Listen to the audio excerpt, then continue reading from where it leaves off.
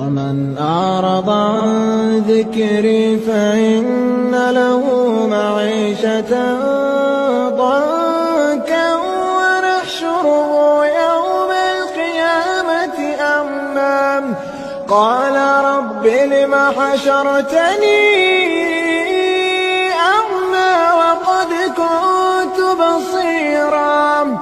ومن أعرض عن ذكري فإن له معيشة